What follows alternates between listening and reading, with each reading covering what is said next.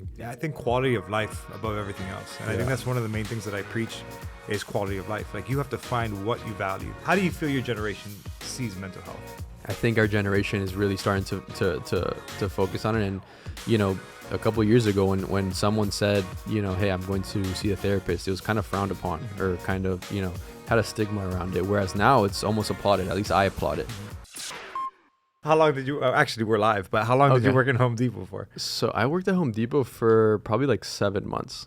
So backstory, I played sports all my life, and my senior year, the plan was to go play college somewhere, and that ended up not happening. I got hurt my third game into my senior year. The small schools that did give me an opportunity to play Division III were basically wiped off the table because I wasn't going to be healthy in time. So after, the season ended and watching, basically my team from the bleachers, I decided to do something else. I'm like, look, I gotta work. That's kind of all I've known. So I started applying to different jobs, and Home Depot was the first one that gave me that opportunity. Before that, I had an experience working at a Christmas tree farm here in Coral Gables, actually, right on US 1 by Ponce. They host like a big, like a little tent that you can buy your Christmas tree from. I see what you're saying. One of my coaches connected me with a guy that started it. He's like, yeah, I need a bunch of young, guys to help me out. And that was like my first work experience, I guess, if you will. So that was the only thing I had to show Home Depot. I'm like, hey, yeah, I've worked with, these different types of equipment and chainsaws to cut, the branches of a tree. So that was kind of what got me in. What did you learn from those? So those are like little odd jobs that you just do along the way, especially when you're brand new. It's your first job. Yeah. What do you gain from those little jobs? I think what I gained, and this is something that I was told from a very young age, is that no matter what season you're in or what position you're in, just to do it at the best of your ability. And at the time, I had no idea where I was going, where my career was leading up to. Like, I was going into college as a sports management major, just because I played sports all my life. That's all I really knew. That's what I wanted to do, at least what I thought I wanted to do. So I didn't think that would, pan out to be a career, but I definitely went into those different odd jobs, just being like, hey, look, I'm the best one that's going to do this right now. And I might not last here, longer than 6-7 months, but you're going to get the best 6-7 months that, I'm going to give you. So that's kind of what I've learned from those different odd jobs, is just no matter what, you're at, what you're doing, or even how old you are, no matter who's, in the position of authority, I think everyone recognizes hard work. And that's something that I've always taken with me, to be able to just apply that, even if it's something, the janitor or, picking up trash, just do the best that you can do in whatever position you're in, because people will take notice, And I think that's what's definitely been able to lead me to the position that I'm in terms of, just treating everyone right and doing the best thing with the best ability in everything that I have. So. And who instilled that mindset in you? I definitely give a lot of credit to sports. Okay. What sport? You keep on saying sports. I played basketball. Oh, it was basketball. Yeah, I mean, if you go back, I played soccer, I did swimming, I did tennis, I did a lot of things growing up. But up until I was probably in like 5th or 6th grade, I chose basketball to be my number one. It was definitely one of my first loves, and I still cherish it to this day. I play with friends and all that, but I definitely think the coaches that I had along the way that instilled those types of mindsets in me. And back in practice, I don't know, 5-6 years ago now, I was probably like a junior or sophomore in high school.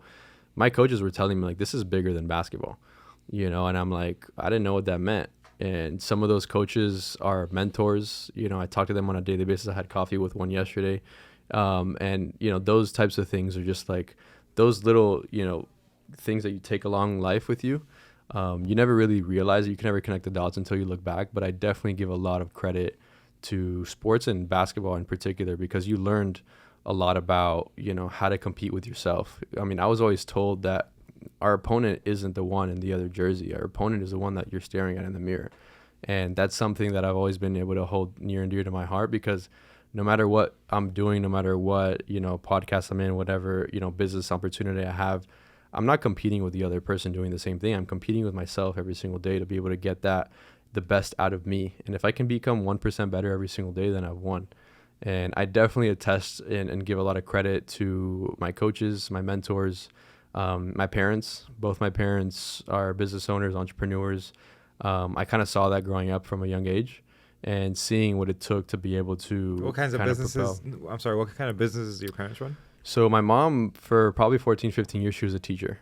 Okay. She taught preschool, and up until maybe 7, 8 years ago, she started her own baking business. And that is definitely something I applaud because I've never, I mean, it's been, very hard to maintain a slim figure in my household because of all the sweets and everything going on. But baking is definitely a trade that if you don't love it, then you're not doing it for the right reasons. Like there's not a lot of people make money with it. A lot of people can be very successful with it, but you really have to love that. And that's where I really give my mom a lot of credit because she just loves it. She's obsessed with what she does to this day. She's on her feet, 12, 14 hours a day working at it, not because it's going to, pay millions of dollars, but because she's actually passionate about what she's doing.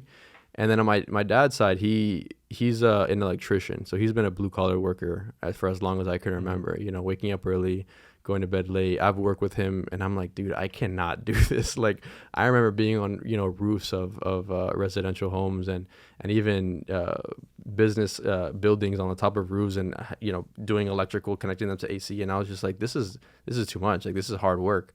So that's definitely something that I attest to my parents and my dad particularly about just instilling that. And he never really batted an eye at it. He's just like, this is what I got to do to provide. This is the grind. My parents came here from Brazil with very little, probably $4,000 to $5,000 in their bank account, nothing to their name. I remember my dad telling me he bought a trailer home.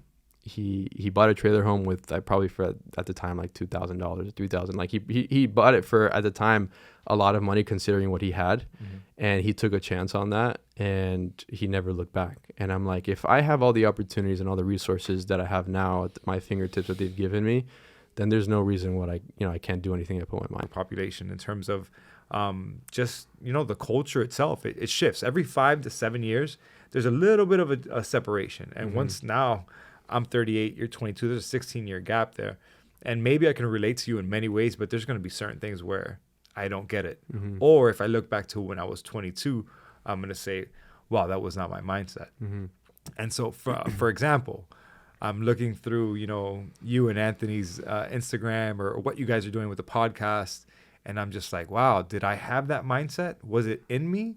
And is this a common theme in the people who are growing up now in that demographic, in that age group? Is that a common theme where they have the mindset of gratitude, work ethic, putting yourself out there on social media?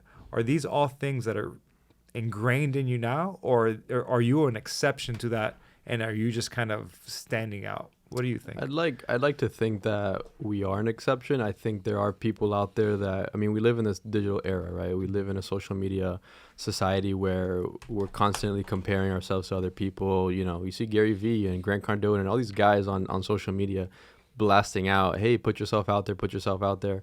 And I do want to give you credit because you are not old compared. I've walked into this office. I see all the modern, all the cameras, all the equipment. Kudos to you for keeping it, sharp in the way it is, because I've been in different organizations, different businesses that people even younger than you, that they think that they need to match up to the older demographic. But in reality, the younger demographic was eventually gonna take over, just by nature, right? And I think there is a lot of beauty in you recognizing that you have a lot to learn from us as well as 100%. We have a lot to learn from you. Yeah. And there's a big shift there where I've talked to people that are probably some of the wisest people that I've ever, talked to and learned from, but they refuse to look at the younger generation and see that we have something to offer. So kudos to you on that. But to answer your question, repeat the question again. What was it that you said? Just more so like, are you an anomaly? Like, does that separate you from other people, from your peers? Do your peers have that mindset that you so often talk about in terms of gratitude? I'd like to think optimistically, and I think that they do. I feel like Anthony and I definitely have set ourselves apart with the things that we're doing. And we were just talking off air about the people our age that are graduating now, maybe even in school, that they're graduating with a degree, with no experience, with no connections, with no network. And yet they're trying to go find a good paying job to live in Miami, which right now is very difficult to do, to pay for rent. You probably need like 9 roommates to pay for a 1-bedroom apartment. But the thing is that you can't get a job without experience, but then you can't get experience without a job. So it's that constant chicken and the egg scenario. And it's just like, I think a lot of people our age are starting to put themselves out there because they're starting to realize that, starting a podcast, starting a YouTube channel, starting some sort of Instagram page, some sort of digital real estate is worth something. Right now, it's going to be worth even more later on. So I think that's where, the younger generation definitely has an advantage because we recognize that. We have, even if it is a split second faster than people older than us, so we can maybe tweet, a couple seconds faster than you guys. It's just those little things that I feel like we kind of take part in and that we can really take pride in. Is important. And I think that our generation is definitely leading the way in digital innovation. I mean, if COVID taught us anything, it definitely taught us that digital is the future, with all these new things coming along with the metaverse and NFTs and all these different things that I don't even understand. I'm trying to still grasp my mind around it, but it's definitely sped up our society at least 5 to 7 years, I would like to think. Working from home, working remotely. I was just talking to Amanda now, and she was just saying how like Zoom is one of the platforms that popped off, and that was just one of the things that we started to recognize, early on in our podcast. Because I don't know if we started in a studio kind of like this, and then COVID happened, and then you transitioned, and then we transitioned to kind of more of a digital remote environment where in a way it was a blessing in disguise. Because now we've been able to have guests from New York, Sacramento, California, North Carolina, Chicago. We've had guests from basically all around the world. And in other ways, we wouldn't probably have had that opportunity if we were still in that studio. Not that this is bad. I would love to have this, this setup as well, because I think there's really a lot of value in having that hybrid model. But even people here in Miami, I would love to come here and record with you, but if you have other people that are, maybe have busier lives, just the traffic on US 1 to get here sometimes can be, a difficult thing to get around. It's a pain in the ass. It's a pain. Yeah. It's okay to say that.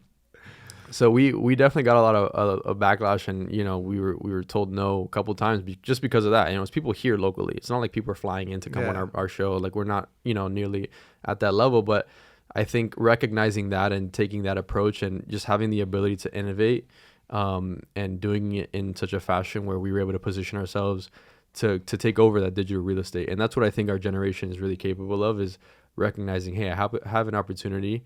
I have, a goofy dad that loves to do dances. Let me record him once a day and see where that goes. And now that person's famous on TikTok, and he's created a career for himself and his family.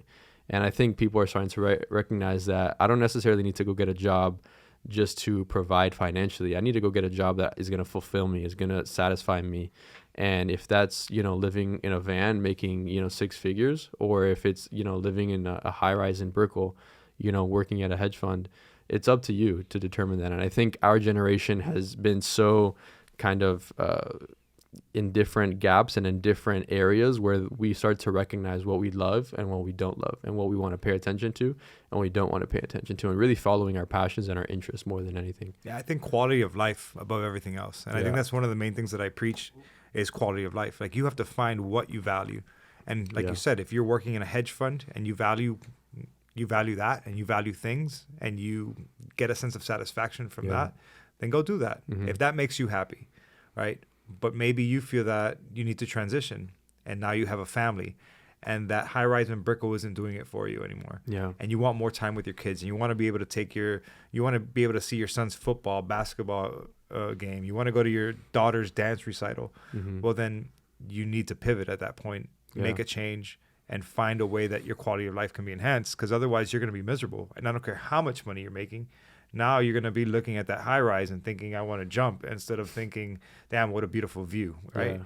And it's because the life that we create around us could either allow us to flourish, or it can become a prison. And people don't realize that. You can get a bigger house, a nicer car, and all these things. But guess what? Now you have to support that.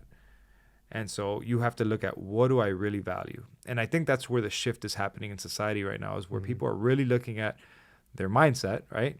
Yeah. Hashtag mindset podcast. Let's go. And saying, where do I want to spend the minutes, hours, days, months, and years of my life? And if I'm not happy, then what's it all worth? Yeah. What I've learned, and I'm 38. I'm not that old. I get it. I'm not that old, but I'm getting there, and I'm seeing this is going. Mm-hmm. Every day I talk to my friend Alex almost every day, and by the evening I always give him a call. I'm like, hey, there goes another one. There goes another one every day. And it's important to look at it and realize how quick these days go by, and they add up. So you better be working towards something that you really love, that you're passionate about. Obviously, hopefully you get a return on investment, but I hope that what you're doing is valuable to you, something you really value. Yeah, and I think there's a lot of value in that, what you said about, your return on investment. And that's something that I talk a lot on personally, even on the podcast as well, is we were in a position at the age that we were. We started the podcast at, I was 19 and he was 18. I'm 22 at the time. And we had no responsibilities in a way. We didn't have financial responsibilities. We didn't have rent to pay. And I understand, I don't want to be insensitive, but I know there are people that may not be in those situations that look back on, wow, man, I wish I was at that age to be able to take those risks. And that's something that I take pride in, and, just taking action and being vulnerable. And even if you do something that necessarily didn't, return your investment at a financial state, but dude, you learn so much. Yeah. I know Anthony and I have gotten opportunities just from the podcast itself to work for people or just be in a conversation, just being, a man in the room, being a fly on the wall has been able to be so valuable. And guess what? I mean, we're not on a Joe Rogan level by any means. It's not paying us, sponsorships, left and right, but it's to be able to pay dividends in the way where we can connect with people, we can network with them, we can learn from them, and, start businesses, start podcasts, start different things that you want to see grow and you're passionate about and where you want to spend your time. And I encourage other people to do that, right? If you're at an age where you are living at home, and by the way, living at home, there's nothing wrong with that. I still live at home and I'm milking that until the day they kick me out, awesome. There's nothing wrong with that, and I understand that people might not have the best situation at home, and, do your best to kind of tune the negativity out. But I think there's a lot of value in taking that risk, at that point in your life, because I know a lot of friends and there's nothing wrong with going out and partying. I'm big on, work hard, play hard. But if you're only playing hard and, you're spending all your your money at the club and, you're going out to eat at night and all these different things. I love to go eat. Ask my girlfriend. We go out all the time. I love good food. Mm-hmm. But I think if you don't kind of find where, okay, like I'm at a position in my life where I have the perfect opportunity to take that leap of faith. When I have, a bunch of little kids running around, when I'm married, when I have a mortgage, when I have a car payment, that might not be the best situation for you to take that leap. And I think COVID definitely got a lot of people to realize that, and it still gave them hope and motivation to take that jump. And a lot of people landed and they're on the floor running. But for us young people, I want people to realize that, this time isn't going as slow as you might think. You probably, look back now and you're like, dude, I'm 38 now, but I was 22 from a blink of an eye. It goes by that fast. And I think about it too. Just yesterday, I was on the basketball court playing with some friends, when I was 17, 16 years old. And I wouldn't imagine I'd be here standing with you on the podcast talking about this. Yeah. So just the perspective of how fast time goes, and everyone has the same 24 hours. I think it just depends on what you decide to do with it.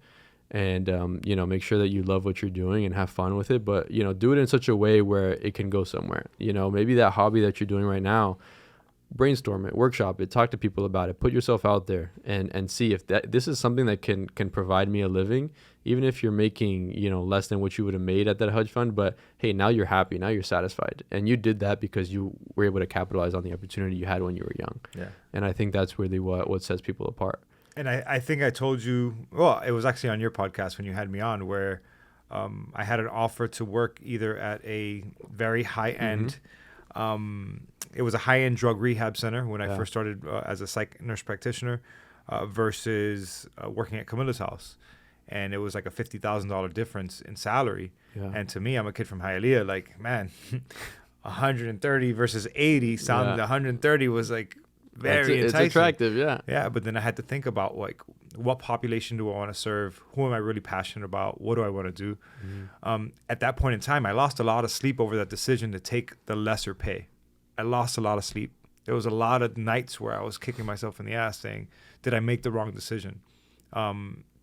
But then all the opportunities that came with working at Camilla's house and the sense of satisfaction that I had with working with the homeless population just told me this is the right place. That led me to working for the University of Miami as a professor.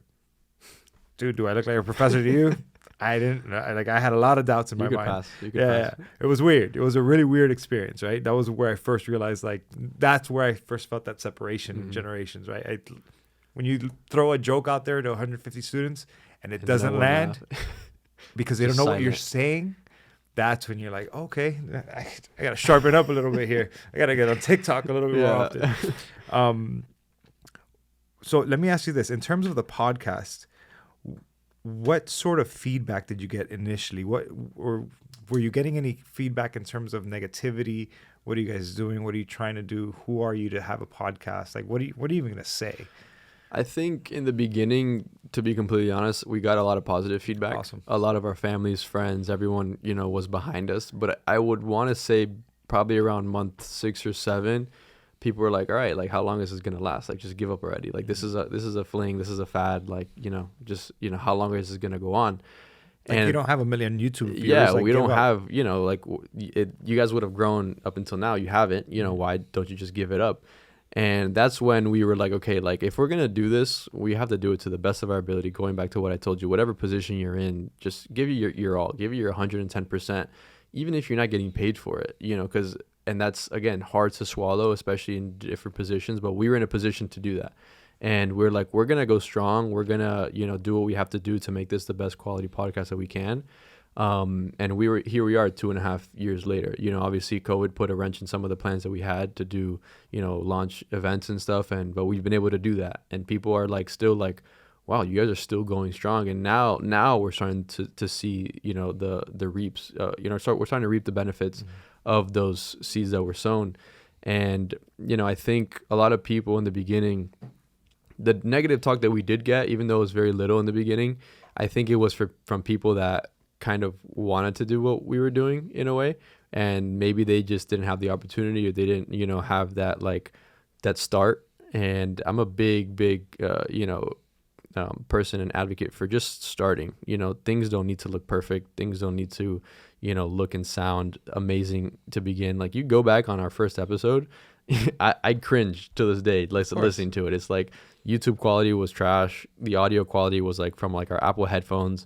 It was really bad. And I think there's a lot of beauty in that. And a lot of people, what I think, freezes a lot of people and paralyzes them from even taking that first step of taking action is that it's not perfect.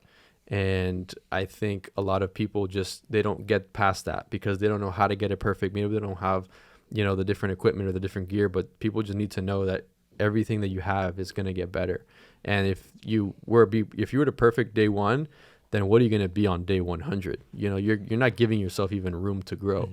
But something, that we did do, which I think is a practical tip for people if they are looking to start something, is that we recorded probably 10 to 15 episodes before releasing one. And I say that because, in the beginning, we're like, if we're going to do this, we're going to do it well, we're going to do it big, and we got to be consistent. And at least for me, being, coming from the media and marketing world, as little experience that I had, one thing I did know was that consistency was key.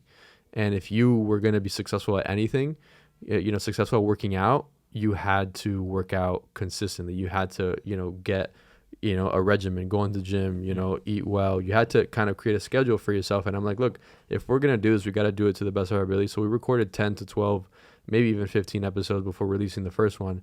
And that gave us a cushion in a way to be able to keep that consistency up. And, Anthony and I hold each other accountable. But in the beginning, it was definitely hard because it's discouraging to see, hey, the subscriber numbers aren't going up, the listeners aren't going up. We've even seen over the course of time, some of the listeners going down. Yeah. And we're like, is this the time? Is this something that we should just kind of park for now and see where it takes us? But every time we hop off an episode, and even you said it, you're like, guys, keep doing this. Like, this is good. This is magical. This is gold, what you guys have. And that's really why we started. If you look at all these guys that I've mentioned, like Gary Vee and Grant Cardone, they all have podcasts. They all, they're all millionaires and billionaires. They have all the resources in the world. But to us, the reason why we even started in the first place was because there was no one that looked like us doing it. There was no 18 and 19-year-old kids starting a podcast because guess what? No one had all the equipment. No one had all the perfect gear, and neither did we. But we're like, if we start this now, we're going to be serving an audience that is going to, pay attention, and they're going to, fall in love with the concept. And we were really creating it for us. We always said if we have 2 people listen or 200 people listen, what we get out of that conversation is so valuable, and we're going to take to our grave one day. And it's just, there's a lot to think about there. And it's true. I get goosebumps all the time because it's something that every time, I tell you, never fails. Like, we'll jump off an episode. I'm like, wow, that was so powerful. I'll take notes. I'll re-listen to the episodes. And I'm like, this is more for us. Like, we started this podcast for us.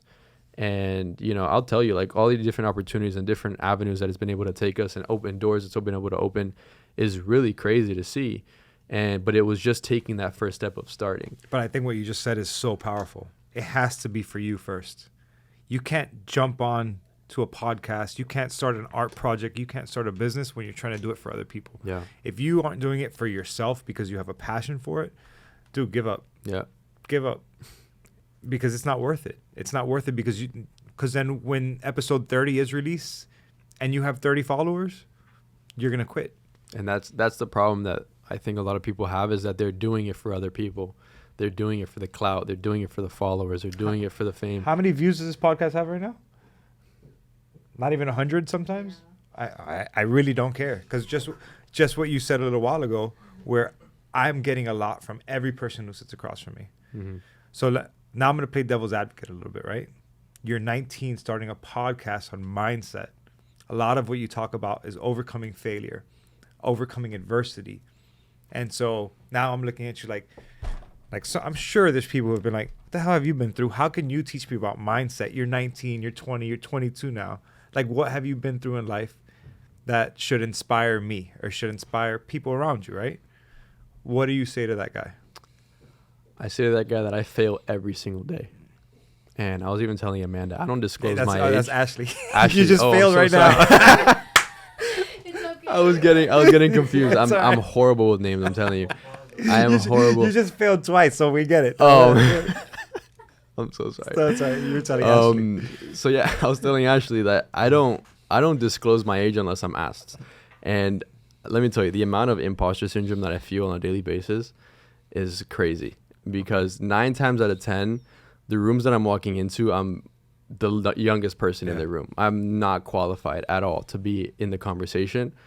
But that's only because I've been able to position myself to fail. And we even have a T-shirt, not to plug it or anything. No, plug it, man. Plug it. We have a T-shirt that we made. We got 30 people listening probably right now. They might buy one. It's probably one of my favorite that says fail forward. And that's something that we say all the time because, failure is the vehicle to get you to success. Of course. And if you don't start, then you can't fail. But if you don't fail, you can't succeed. And I think there's, people, that's what I would say to that person, because every single day I go through conversations, every single day, we're sitting on a podcast, every single day I'm sitting in a meeting, every single day I'm in a room with a bunch of executives talking, pitching a project, and I am no way, shape, or form qualified to be in that room or qualified to be in that position. But because of my failure or my experiences in a way, I've been able to kind of, keep that chip on my shoulder and be able to use that and be like, look, I've tried that. It didn't work. Do it this way, and I think there's a lot of value in that. And, again, I'm a big, component of the mindset is trying things, trying what you love, because at this age, even at the age that I am, like, my passions are going to evolve. Your passions are going to evolve. Everyone's passions are going to change and your interests are going to change. But if you don't try certain things, you're never going to know. And, one of my first businesses that I started, I always tell this story. It's kind of funny. I started in high school, kind of at the same time that I got a job at Home Depot. I was making this money at the time. I was like, dude, like, this is sweet. Like, I'm making my own money. I can do whatever I want with it. I'm going to start a business. And no business experience. I started a clothing line. I had no experience in fabric, in marketing, in social media. Didn't know how to put together a website. I was basically selling to like friends and family at school. I was literally showing up to like high school with like a bag full of like t-shirts and like selling them in the cafeteria. But again, I did that for me. And if it wasn't for that, I probably wouldn't have learned, what I know now about media and entertainment and marketing, and what it takes to build a brand because that's what I didn't know at the time. I would create a logo and I slapped it on a t-shirt and I thought I had a company. That's not the way it works, but it's those little experiences that you culminate into what you know today. And I think that's very powerful for people to know, because people are afraid to take their first leap on their first business. And I'll tell people, like, your first business, chances are they're not going to succeed, but I think it's not until you start the first one and you fail at the first one that the second one's going to come around. It's going to be a unicorn, or it's going to be successful, right? So I think that's a story I always tell people, because it's like, dude, like, how did you know this, or how did you get to that? I'm like, dude, I failed so many times. And if there's one thing I do know, it's, how to not do something instead of how to do something. And you can almost reverse engineer that. I had an internship before I started my own business in marketing. I was an intern at another marketing firm. And I mean, I don't know if they're going to be listening to this, and I hope to not, throw shade on what they're doing, but I don't even know if they're open anymore. But I probably learned more at that company what not to do in running a business than what to do. That's huge. And I think there's a lot of value in that. It's very powerful, because when you know what not to do, you know what to avoid.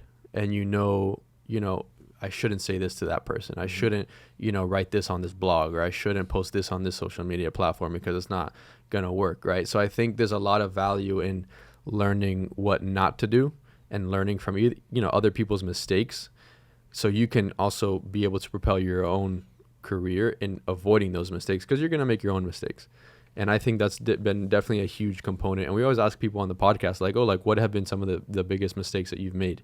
And that question kind of comes from that scenario, because there's so many things that we can come up with, as entrepreneurs, as business owners, whatever you want to call it, that when you are in a position to fail, that you just have to absorb it and you have to own up to it. All right, this is a loss. This isn't a loss, but it's a lesson, and this is something that I'm going to learn from, I'm going to take away. I think where you really lose is when you don't learn from the mistakes that you've made and allow other people to learn from those mistakes. Yeah, and I think a lot of people just become extremely insecure because they're afraid of losing, and they're afraid of what other people are going to say about that loss. And the truth is, sure, maybe I see that. I mean, I'll use you as an example. When you were playing basketball, maybe you went 0 for 5 one game. Does that mean you should never shoot again? Yeah. And if you're embarrassed about what my judgment is of you, guess what? Later on that day, I'm not thinking about it. But some people tend to allow these thoughts to ruminate and think that they feel that everybody is still thinking about them and about this loss. And the truth is, no offense to you, but nobody cares. Yeah. Nobody cares. And the only person that needs to care about that loss is you.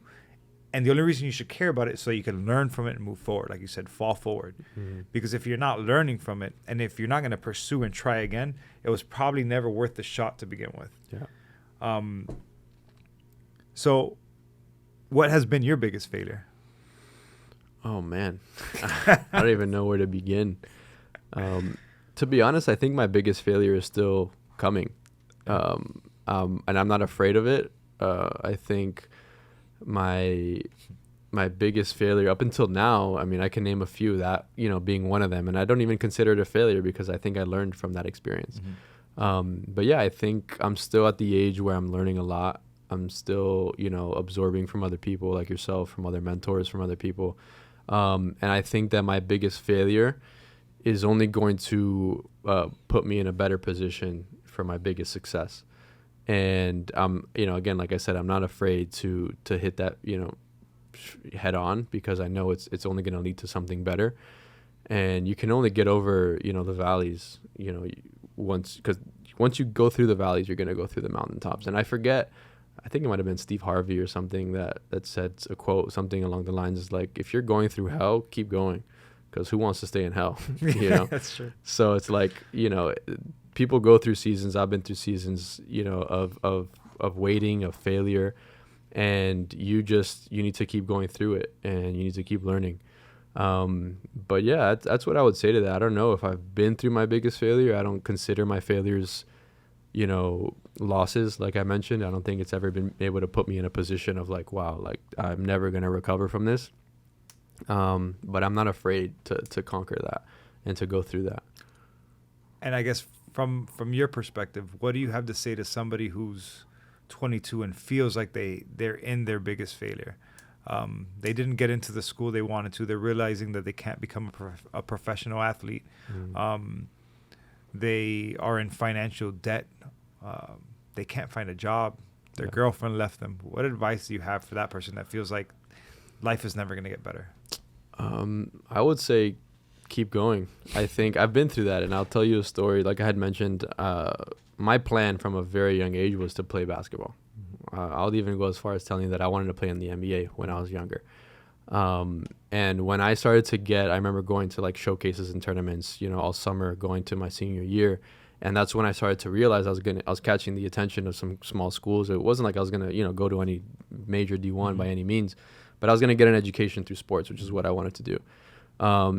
And after getting hurt my senior year and hearing the doctor say, hey, you're out for 8 to 12 weeks, and a season's only like, I don't know, 6 to 8 weeks maybe, I was like, this is it. That was, I had conversations with those coaches, and they let me know, unfortunately we can't wait to, to give you that position. Like we need to see you work out. We need to do all these things. And I would even call it a depressive season in my life, and as a Christian, I blamed God for a lot that had gone on in that time. But if it wasn't for me, getting up, I'm saying, okay, I was probably 17, 18 at the time. I have my whole life ahead of me. Like maybe this wasn't the plan God had for me. Like even although this was the plan I had for myself, although this was the plan I was preparing myself for, although this was a plan that my parents were saving up for, it wasn't maybe the plan that he had for me. And I think that's a lot of times what people go through, that they might have a plan and, they map this whole, expedition out on a piece of paper. And this is, my 10-year plan, my 5-year plan. And they get to that point and they're like, nothing that I put on this paper happened, but it exceeded it. And that's what I would say, I guess, at least for me in my testimony, is that like, if I would have gone to school, let's say I played basketball for college, I probably would be somewhere, on the East Coast, maybe New York, somewhere playing basketball. But I wouldn't have nearly as much experience that I've had, nearly as much, the connections that I've had, nearly as much of the fun that I've had, doing the things that I've been doing. And I think it's only because, the plan that we have ahead of us is planned and purposed for a reason. And I was, like I mentioned, I was at that point. I didn't know what, like my future, my world came crashing down. And I know it sounds dramatic to hear that from a 17 or 18-year-old kid at the time, but that's what I felt. And I feel like if there's anyone going through that right now, just kind of take a step back and take your time, take the time that you need to go through that, because it's not an easy process, but also recognize that this is a fresh start. And I think there's a lot of fun and there's a lot of beauty in fresh starts and seeing what's going to come next, because, the sky's the limit for a lot of people, for everybody. If you really put your mindset to it and you put, your hard work and you definitely dedicate your life to doing that, I think there's a lot that can be done. And just sometimes people put themselves in a box, and that's what I was doing. I was putting myself in a box of playing, all right, I'm going to be playing sports my whole life. This is all I'm going to do. Mm-hmm. And that was my world for about 8 years. And when that came crashing down, I was like, okay, my box is open. The world of possibilities, I'm here for it. I'm welcoming it. And I think that's what people have to recognize. Do you have a 5-year plan now? You know how they always ask you that, right? They do. My favorite question is, what do you want to do when you grow up? And I'm still asking myself that. I'm like, I'm still asking myself. Yeah, it's like, I don't know. I'm doing it right now, And I think people are like, oh, like what career do you want to be in? And I'm like, right now the career that I want to be in is in media and making an impact with in the culture, creating content and different things like that. Podcast being a part of that, and one branch of a tree. Apparently, me too.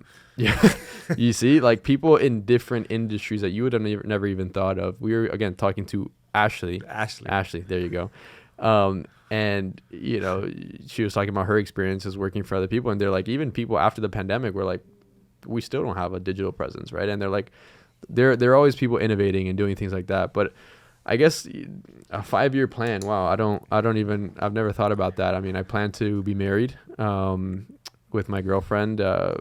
I hope and pray that my business, she's probably going to be listening to this. I can already see her. I'm getting ready. So yeah, it's definitely in the plan. And I get that question all the time, dude, you're 22. Like you have your whole life to be married.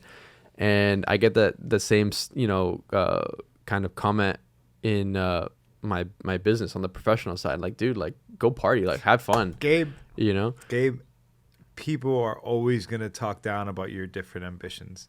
Every director I've had, every manager I had, every boss I had, whenever I was making a shift or pivoting or trying to take a step in any direction, would always say, why are you going to do that? Yeah. So moving from, I'll start here. When I was going to go to nursing school, mind you, I'm a 20-year-old dude, just got out of the army. I'm still in the reserves. I tell my uncle I want to get into nursing. Nursing is for chicks. Why don't you become an engineer, bro? Yeah. That's what you got to do. Then I remember I was sitting at a bar with my friend Seamus, and he tells me, dude, before you go to nursing school, you should probably consider becoming a pilot. Guess what? The next week I was on a private pilot lesson.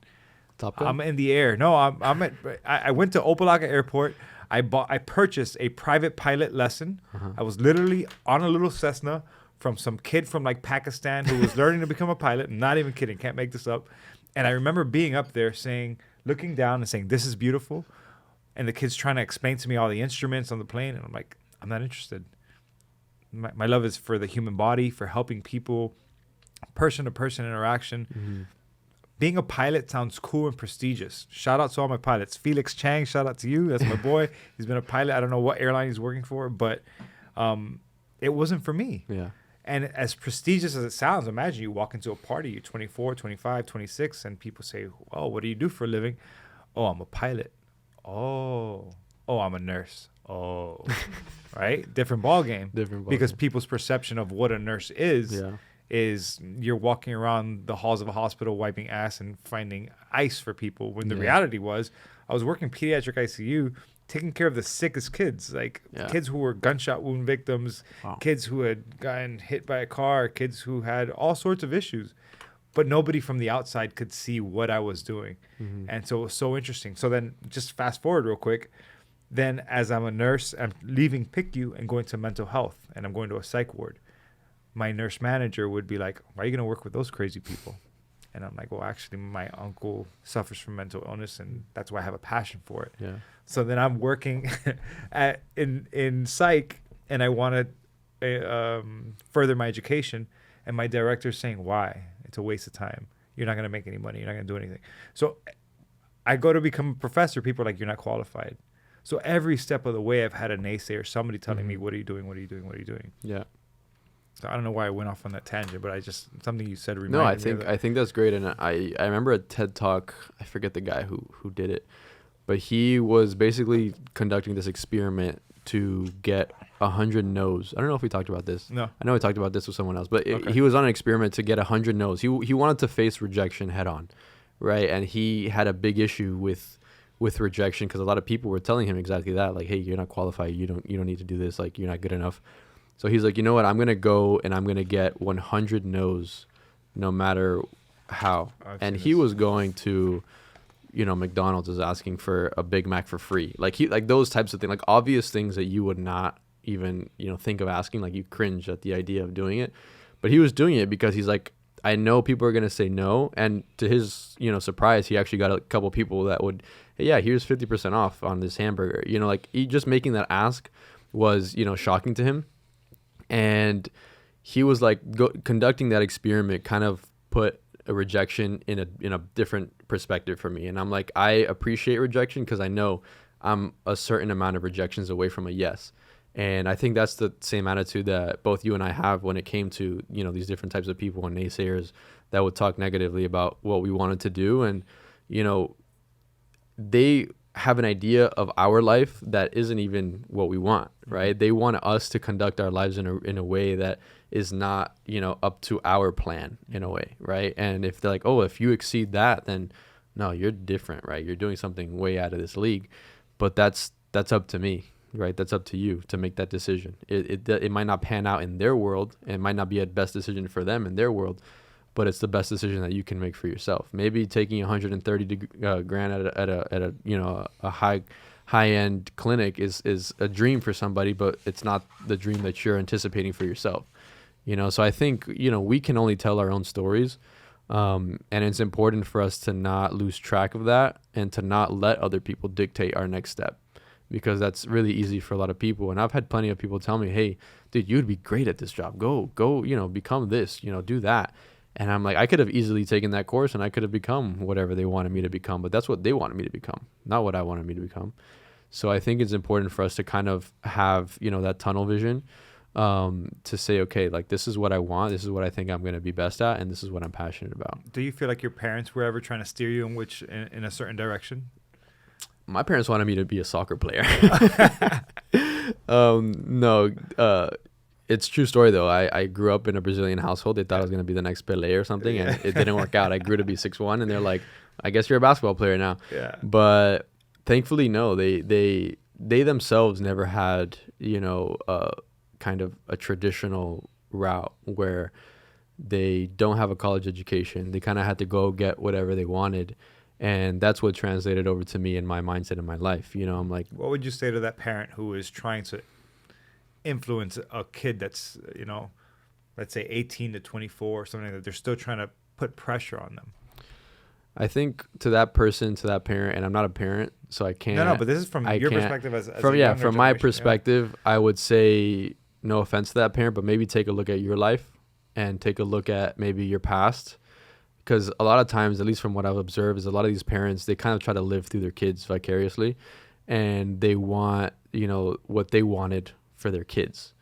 And that's hard for a lot of people to kind of swallow sometimes, because maybe your kid wants to be an artist, right? But you want them to be a doctor or an engineer, and maybe that's what you wanted to do, and maybe you didn't have the opportunity to do that at a young age. But that doesn't mean you should keep them from doing what they want, because just like you weren't able to do what you wanted, you're going to be, crippling them to do the same thing. So that's probably what I would say, is just kind of take a step back and look at your own life, look at your own past, and try to, really just give them all the resources they need to love what they do. And they're going to figure it out. At some point, parents can't keep their kids from making mistakes. They got to make their own mistakes. Yeah. And some of the parents that I look up to and see that they're doing a good job is because they're secure in their own career, secure in their own, kind of path that they're on. And that way they can let their kids kind of roam in a direction that may not be so traditional or may not be so, straight and narrow, but at least they're happy. Yeah. So that's kind of what I would say. I try to show my daughter all the avenues that exist. I tell her there's a roadmap to making money. Yeah. There's a road. It depends on what you want from your life. You can pursue things that you're passionate about. You can pursue money. You can pursue more time.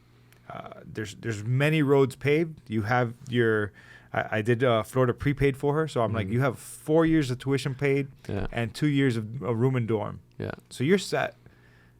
And I'd rather you figure out what you really want, if it's financially or if it's a pursuit of passion. But that's up to you. And I will give you feedback. Yeah. I will help you. I'll support you. But I'm not going to tell you which direction to go in. Yeah. And I always find it interesting whenever people are asking her at 13 years old, what are you going to be when you grow up? And I'm like, dude, you don't know what you want. Yeah, I don't know. I'm 38. Yeah. I don't know what I'm going to be doing in the next 5 years, you know? Who knows? I could open another business. I could sell this practice. This podcast could blow up. I have no idea. Bitcoin could actually go up instead of crashing down. Jesus Christ, help us all. Yeah. But yeah, like there's so many different things that I would. The main thing to any parent is encourage them, support them. Don't try to steer the direction that they're going to live their life in, especially if it's just a means of control, right? Like I can't imagine. My parents weren't like that. My parents were more so just like, figure it out, bro. Yeah. Do your thing. Yeah, same here. So I would hate that pressure, right? I would hate that constant weight of, I'm going to disappoint my parents. Yeah. I'm not going to live up to their standards. No, screw that. Live your life. Yeah. Live your life. And I think that's a lesson for a lot of people, because, I mean, maybe 10, 15, 20 years ago, I would say, okay, yeah, like going off to be an artist is very difficult. If you look at the artists of today, a lot of them only get the credit and the success that they deserve after they're dead, you know? And that's unfortunate, but it's the truth, at least for past artists and, creators or whatever you want to call it. But today in 2022, whatever year you're listening to this, like from now on, like you can monetize just about anything. And if you do enough research, if there's not an avenue, make it, pave the way, because there are so many people doing that. and you can literally, make a living walking dogs. If you love dogs that much, you can create a dog. I get ads for it all the time. I don't know why. I don't even have a dog, but I get ads for it all the time, like Walkable or something like that. It's like you can pay somebody to come to your house and walk your dog if you don't have the time of day to walk your own dog, right? I think you have bigger problems if you can't walk your own dog, but that's an avenue that you can take. So I think a lot of parents, as parents should, right? They're kind of, concerned because they don't understand this whole, social media era, the society that we're living in, how money works. They're like, okay, I have a salary, I have a 401k, and I have retirement. That's all they know. Stability. That's the stability, and that's what their foundation is based off of. But I think our society is headed in a different direction, that you can, again, make money just off about anything. You can make money on this podcast. Like, if you are good enough at it, if you have the right exposure, if you are consistent enough and do it long enough, you can make very well, like, a lot of money. Like, I don't even know how to, put that into words. Yeah. There's actually a guy who is an IT guy who comes and services the practice. Yeah. And he was like, I just want my son to go back to school. All he does is play around on YouTube and blah, blah, blah. And I said to him, oh, why? What does your son do on YouTube? He freaking just goes fishing and blah. So I was like, oh, what's his YouTube? So I look it up. Dude's getting like 25 million views. Like, I'm like, No. or 2 million views, something like that. But Wow. I was like, wait, Jose, let's rewind. Your son has put out like 10 videos in the past 14 days. He's out on the bay fishing, right? And he is killing it. Do you know how much money he's making on YouTube? What do you want him to go back to school for? Like, he's enjoying his path. He's like, oh yeah, but you never know that thing's gonna come crashing down. I'm like, what are you saying? But that's the disconnect that a lot of people, and you realize it because you're still young enough to kind of understand that. But Pepito, that's 77 years old, may not understand that. And I think there's a time and a place for them to learn. But it's crazy what these kids nowadays are doing. You can literally just monetize anything, and you can create a passion. And I think not to use Joe Rogan as an example because he's a mammoth in this space, but I think he started podcasting, if I'm not mistaken, like in 2009, 2010, something like crazy like that. And we only probably heard of him maybe a couple years ago when he signed that big deal. Yeah. Before Spotify. So I started listening to him maybe like 2 years before Spotify. Yeah. So then I started listening to him probably after Spotify because that's when I heard about the whole podcast, bubble booming and stuff. But he was doing that for close to 10 years before he even got to anywhere. Obviously, he had his own career made out for him with wrestling and all that and the stuff that he was involved in. But it's not wrestling, it's UFC. It's UFC. I'm so sorry for all the UFC and wrestling fans. I'm not. I don't get it. It's all the same to me. No, but I'm about to flip the table. I'm sorry. Everyone that loves UFC, just close your dude. You know what? I've gotten a lot of people hooked on UFC. Next time there's a fight, I'm gonna invite you. Yeah, because text me. I'm gonna give you the backstory first, so you understand what's going on in the ring, and you're gonna be like, oh, okay. And I'll show you a couple of fights that lead up to it, and it's gonna. I've gotten people addicted. I'm down. My girlfriend's whole family's addicted to UFC now. They're like, are there fights tonight? I swear, I'm down. Crazy. I'm down. All I know is that you got to pay for pay-per-view, and that's I checked out at that point. But it's all right. No, text me. I'm down. I'm always down to learn. But yeah, he obviously had his own career made out for him, and it's a different perspective. But I think that's also a lesson for people to know is, like, again, if you pay enough attention, if you put enough energy and time into something, it's only a matter of time that it's going to lead to something. You know who inspired Joe Rogan to start a podcast? Who? Tom Green. He went to Tom Green's house once. Yeah, he's talked about it before. He went to Tom Green's house. You know who Tom Green is or no? Mm-hmm. Oh, he's an older comedian. It's all right. That's where the older generation. Yeah. Tom Green was huge on MTV back in the day. Was married to Jenny McCarthy, I think. You don't know who Jenny McCarthy is? I've heard Jenny McCarthy. I've heard. Okay. No, that's Green, cool. Never heard of. No big deal. I'm sure he was grandpa. I'm sure he was grandpa. This is what I get for hiring younger people. Yeah. Actually, that's good. What recommendations do you have for somebody like myself who is hiring Gen Z? How can I relate better to that population? What are some things from a business perspective that somebody who's a little bit older should kind of be aware of in terms of what that generation values and how to keep the culture at work alive and well and flourishing and encourage them to work? Yeah, I think there's a couple things. I think one of the biggest things, as you said it, is culture. That's something from day one that I've tried to instill in everything that I do, whether it's the podcast, whether it's a business, whether it's just a conversation. Setting the culture is so vital in any organization that you're in. And it starts from the top. It starts with you, right? It starts at whoever the CEO, executive, whoever the president is, that's where it starts with, and it'll trickle down the ladder from there. And I've had friends that walk into huge Fortune 500 companies and the culture, the vibe, as people like to call it, is dead. Like, it's plain gray cubicles. Like that's again where corporate America was. And I think it's kind of starting to shift in a different direction. But people are definitely starting to pay more attention to culture and their work environment. I think it's also important for you to pay attention to their wants and needs. As a young person myself, I love to travel and I love, to go on a beach day. I heard one company that I really loved when I was reading about this, that I think they did they called it wasn't a mental health day, but it was something like a free day or something, that it wasn't like, if you just don't feel like coming to work, just call and let us know. Because there's been like this kind of, I don't even know what to call it, but like people that have been in corporate America or in traditional jobs or any job for that matter, they're like, dude, I want to go to the beach. I don't really want to go to work. Yeah, let me call in sick. I don't feel good. I think I have COVID. Yeah. Let me call in sick, yeah. and let me just tell my employer that I can't come to work today to protect everyone else, right? But that's obviously not the truth. And I think that kind of taking that out of the equation starts to instill honesty into your organization, into your company. And if Ashley wanted, hey, I want to take a beach day, not feeling it. Amanda. No, now you're confusing me. No, it's Ashley. It's Ashley. Okay. It's Ashley. I'm probably gonna call her Amanda at some point again. If Ashley wanted to take if she wanted to take a beach day, or hey, she wanted to go, drive up to Orlando for the weekend, with friends, and she didn't necessarily want to lie about, hey, I'm gonna take a sick day. I think there's a lot, of respect and being like, hey, yeah, we live in a society where it's hustle, hustle, hustle in this grind culture.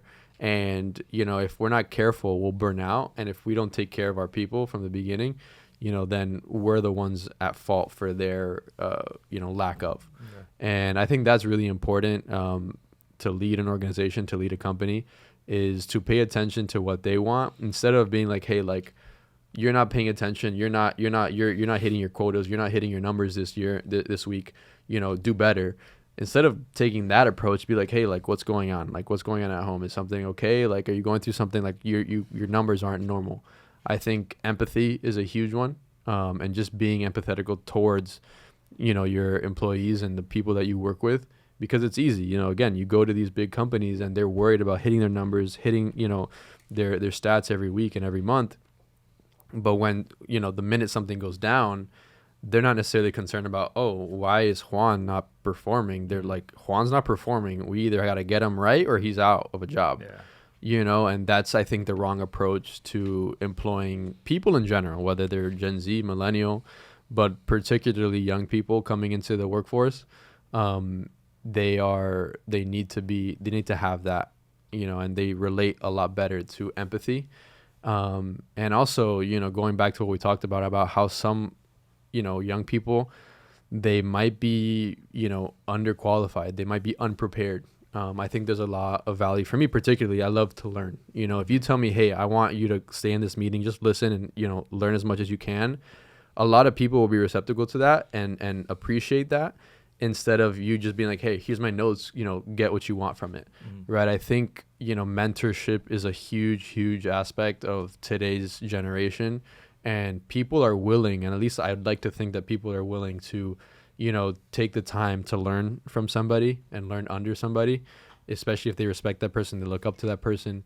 And if you're respectable, right? If people don't look up to you and don't respect you, it's not because you're a bad therapist or you're a bad, CEO or whatever it is. It's probably because you're just a bad human being. People just don't want to be around you, So I think taking that opportunity to be like, hey, today I want to talk to you guys about my experiences, what I've learned, and I want to hear your feedback from it. This is how I was able to get to where I am. Mm-hmm. And, that's what I hope to instill into the organizations that I'm a part of in the future.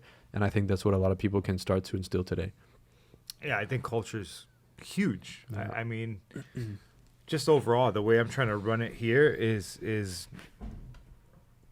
that using empathy and just showing them that I'm a person. I tell them all the time, oh, you're my coworker. Like I'm not your boss. Obviously, the Yeah. boss is A&P. The boss is the practice. The boss is the company. Mm-hmm. And so what my role is to be a good steward. And so I have to make sure that the company survives Yeah. and the company thrives. And so I have to make sure that everybody who falls underneath, including myself, is doing what they need to do to take care of that entity. Mm-hmm. Because when I start looking, that entity is supporting a lot of families. Yeah.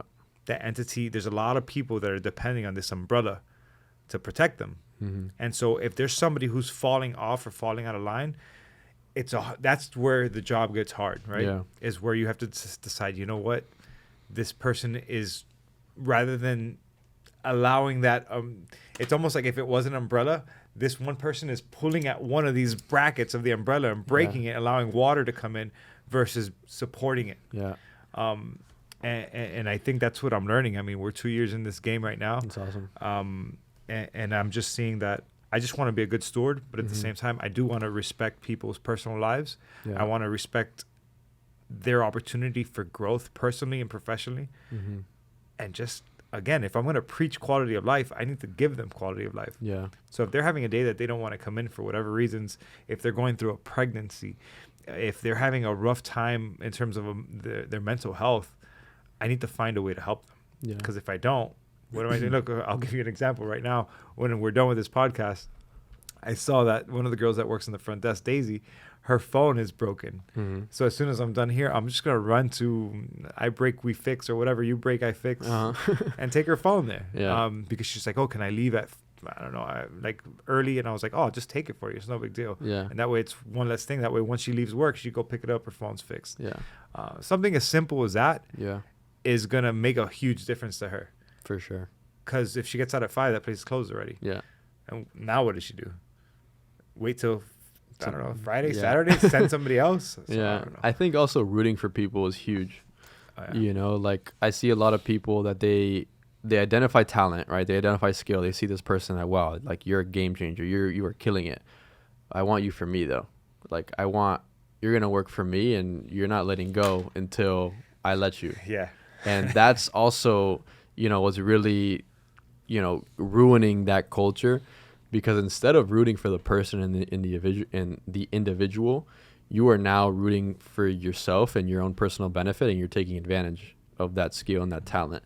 And I think there's a lot to be learned in, you know, identifying somebody, hey, like you're really good at this, come work for me for some time, learn as much as you can if you'd want to, and then I'm going to put you in the best position to succeed in the future. Yeah, whether it's You here know. or if you go somewhere else. Exactly. Because Yeah. at the end of the day, like you're rooting for their personal growth and their personal development. But a lot of people are rooting for their own, you know, personal or you know, organizational benefit, which is obviously, like you said, like that's the boss. But, you know, without the people, the company doesn't run. And Simon Sinek is really, I don't know if you've heard of him, but he's pioneering this space, and like the things that he's, you know, been able to talk about and the different, you know, TED Talks that he's given and different interviews. He wrote a book that I read recently called Leaders Eat Last. And just from the title, you can tell that, you know, the book is basically about setting the example, you know, from the top, setting that culture, being empathetical towards your employees, towards your coworkers. But as a leader, you know, for you in a position that you're in leading this company, you are in charge of making sure that everyone in this room has what they need and they're equipped to succeed. You know, everyone in this practice, that you're here to serve them. Mm-hmm. You know, and same thing with me in the organization that I'm part of. Like, if I'm in that position of leadership, my job is not to be micromanaging everyone. My job is not to be making sure that, oh, this needs to get done. Like, you have people in place for that. You have managers to do that, right? Your job is to make sure, hey, Susan, how you doing today? How's Albert? How's your husband? You know, I don't know, like just checking up on people, making sure that they feel like they're taken care of, like they feel like they're valued, I think is hugely underrated. And being genuine about it. Being too. genuine about it, 'Cause not just doing it to check a box. Yeah. Because a lot of people will do that too. Because, oh yeah, I need to be more I need to be more empathetical. Yeah, hey Susan, here's a gift card to go eat with your, you know, that's not how it works either. You know, you have to be genuine about it. But I think that's definitely something that is lacking in the general work environment. You know, anywhere that we look, and you know, think about it. Over the last 12 to 18 months, how many people have opted to work from home rather than go to the office? yeah, I'm sure, there's traffic, there's, things that go on between, you're probably wasting an hour, 2 hours to get to and from. But if there was a culture at that workplace, at that environment that they appreciated, that they felt welcome in, that they felt like they wanted to be a part of, I'm sure that number would be a little bit less. And that's at least what I'm trying to do in my organizations and in the organizations in the future, is just like create a workplace that people don't even want to go home, and I've seen it happen. I've seen people establish that, and it's amazing to see. Not here at 5:00. These people are out. People are peace out. They're out. Yeah, but it's fine, man. I mean, I'm not trying to keep anybody here longer than they need to. There's a life outside of this place. As long as they're enjoying it while they're here, it's fine with me, because at 5:00 I'm out, maybe mentally. So I wanted to flip that and say the perspective as the leader of any company that the employees don't see is that even though I'm at the beach, the business is still on my mind, or I'm processing something that happened, or I'm thinking about what's the next move, or how can I do this better? Where can I make an improvement? Do I need to hire? Do I need to let go of somebody?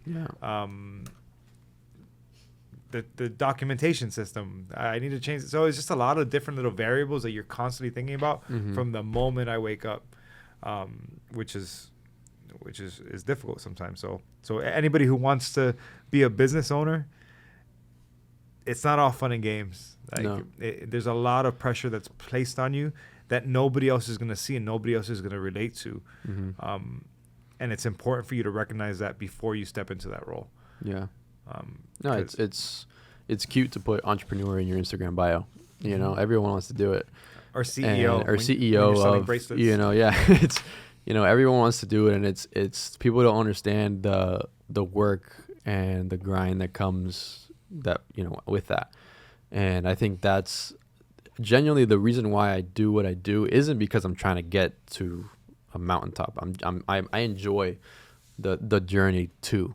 So wait, what is it that you do besides the podcast? So the podcast, I know because I know your resume, but I want to hear. So yeah, I'm a partner at a creative agency that we do all things, commercials, video production, getting into the documentary and docuseries space, which is a monster within itself. But yeah, that's what I've loved. That's what I've been passionate. My start in that was as a freshman in my college. Freshman in college, I started like my own kind of marketing thing, and I can go on and on about how I started that. That led from something else, but one thing led to another, and I started kind of like my own marketing agency, kind of focusing more on Facebook ads and social media, and servicing clients here locally. But I started to realize that wasn't really what I was as passionate for, and I really enjoy the creative aspect of that business.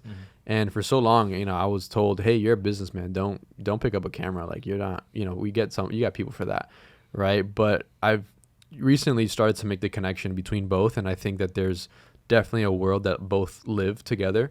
And that's what I like to think that I am. I think like I'm a hybrid entrepreneur where I can, pick up a camera and I can set up your audio, your video, take pictures, do all those things, but also run the finances, also run the operations, also run the business development, and enjoy both at the same time.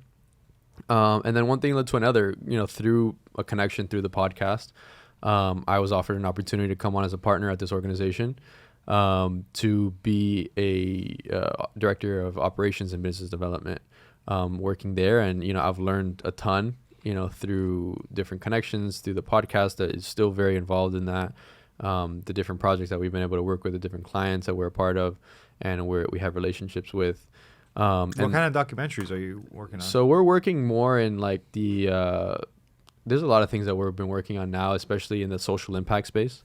We want to do a lot, with sports as well, with things coming up with like the NIL. I'm not sure how familiar you are with that. I'm not, but I know Ashley right now is hearing sports and like the NIL. Yeah, the NIL thing. There's a lot of opportunities there. None that I can disclose openly right now because they're still under contracts and under development and stuff, and I don't want to say anything. We only have like 30 viewers, bro.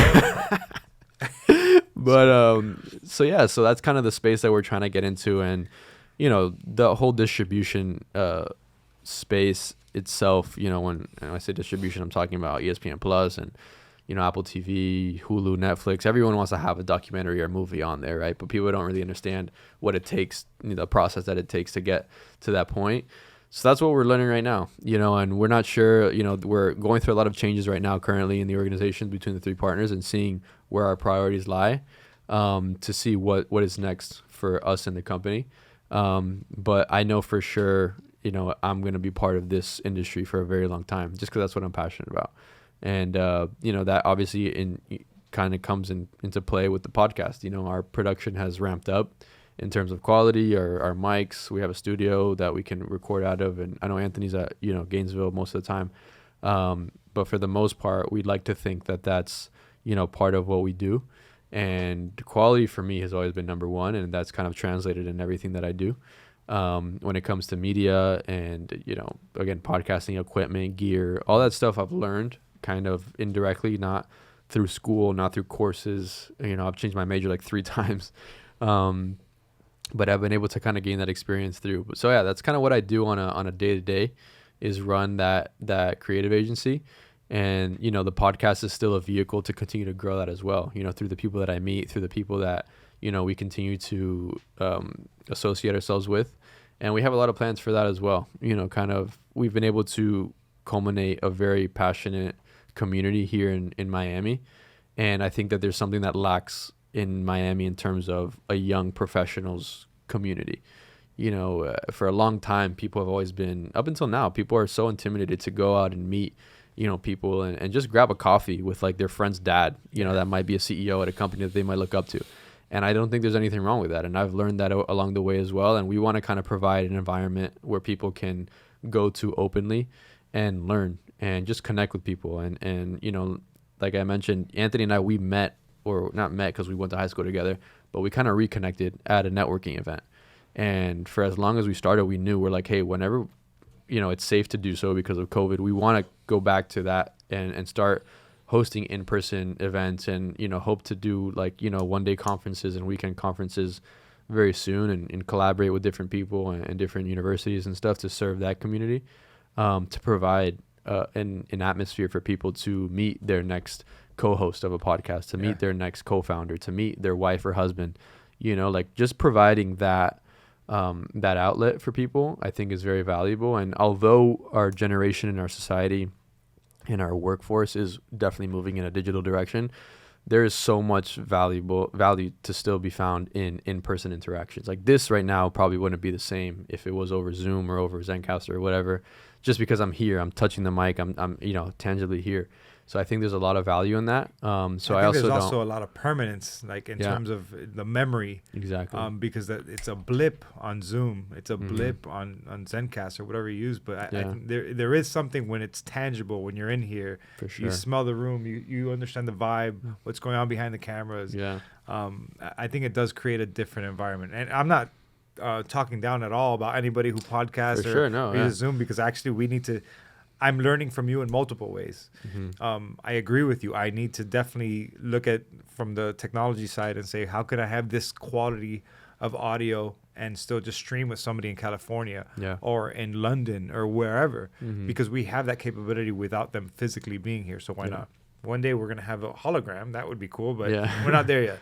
There was something else you said. Oh, and then it's interesting that I'm sitting here.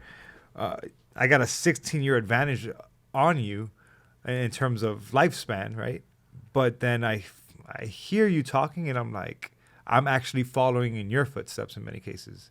Whether it's like starting a podcast or like in the back of my mind, I want to have more network. We've had one networking event just a few weeks ago here, but networking events. So I think our mindset is very similar in that sense, where we see the value in creating the space for people to get exposure to other people, whether it's through a podcast or in person-to-person events, which is, it's pretty cool. It's cool that you have such a head start, man. No, I appreciate that. I'm curious to see what your life looks like, at 32 and 42, when right now you're sitting across from me as a 22-year-old, just young adult that's thriving, man. That's pretty awesome. It's admirable. No, I appreciate that. I hope that other people around you are letting you know that, right? Because look around.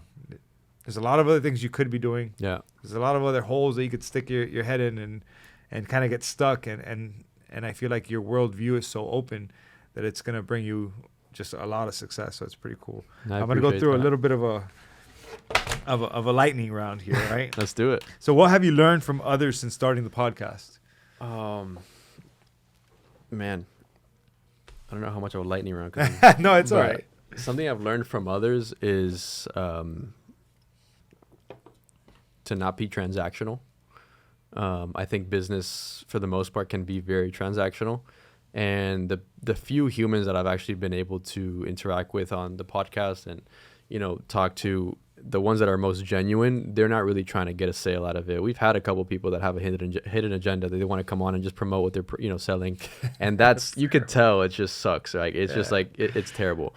But I think that's something that I've tried to translate into my day to day is that, like, yeah, sure. Like, I would love to work with somebody, but that's not why I'm here. Like, I want to get to know you. I want to be able to give value to you and to your listeners. I don't want this to be a transactional relationship, and see how we can, later on continue to benefit from each other, whether it's, hey, you're not doing business directly with me, but maybe I can introduce you to someone that may be, able to help you, or, maybe a client of yours.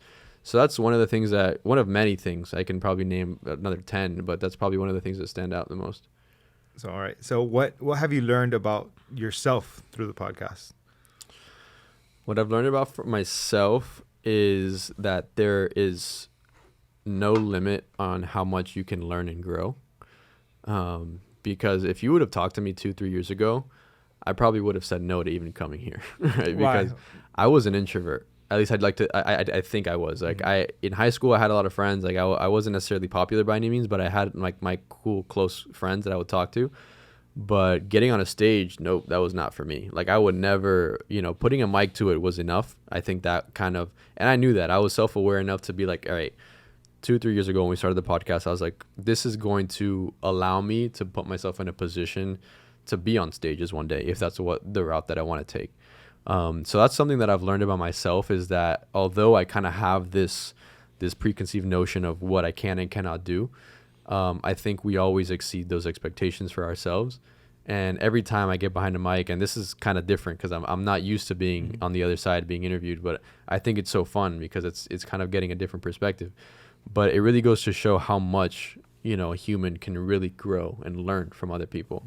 And, my conversational skills, my interpersonal communication skills have, I think, grown and developed so much over the last 2.5 years that I'm no longer intimidated to hold a meeting and hold a presentation with 30 people if I needed to, right? Yeah, you still get the butterflies and all that, but I think that's also important to realize that if you still feel those feelings, it's because you care. Yeah. And if you don't, it's because you could probably not, give anything, because it's just like not important to you. And that's probably what I would say I've learned about myself, is that there's really no cap. I think you put the cap on yourself when you want to grow and when you don't. And right now I'm letting that cap roam free. I don't know where it is. I just want to keep going. So No cap. no cap. I got one in. Shut up. Damn it. Make fun of me all day, man. I'm supposed to be the boss around here. Apparently not. That's true. I'm a coworker. I'm a steward. I was gonna say something. I was gonna say that. Damn it! I lost my train of thought again. It's terrible. Oh, how anxious were you initially when you started? Like when you started to do the podcast, what did that feel like for you in terms of discomfort, anxiety, heart racing, maybe perspiring? What was that like, and how has it changed over time? It was definitely at an all-time high, especially in the beginning, because we would do this. Like, we would do, like, face-to-face interviews. And I was like, dude, I don't know if I can do this. Like, I was going to the bathroom. I don't know. But I think I was already conditioned for that, again, through basketball, because, my junior year, we went to play in the state Final Four. Like, that was probably one of the biggest stages I've ever played on. And that, like, people were, like, throwing up in the bathroom before the game. Like, that's how big of a deal it was to us. And, our coaches, again, told us, like, this is bigger than basketball. This is preparing for you for something that you don't even know what it is yet. And now I'm confident to say that I look back and I'm like, it was preparing me for this moment, And I'd be lying to you if I said that I still don't get those feelings. Like, I walked in here still, getting the little butterflies just because it's normal. I care, again. But I think, again, I'm much more confident in my ability to hold the conversation and even start a conversation. I would go to these events and I would go to even parties in high school and be like, I would just stick to who I know. I wouldn't really want to meet any new people. just because I was intimidated. And people have told me that if I'm not smiling, I look like I'm always mad, which I'm not sure if it's true or not, but people have told me that.